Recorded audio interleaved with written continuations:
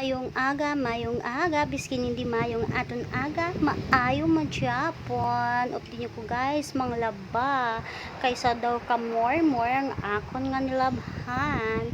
Ginwashing ko lang ina siya guys, para madali, budlay magpusot guys, kay kadamo. Ay guys, masampay na ko, wala na akong gimbidyohan ng akon nga pag banlaw, kay wala bi may gahawid sa akong cellphone. So, basi mahulog sa tubig, kag wala kita cellphone nga gamiton, charot.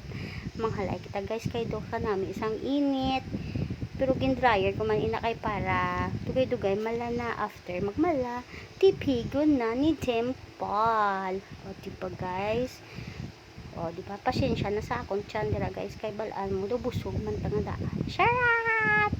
Ay guys, tapos na guys, panghalay after 50 years. Charet!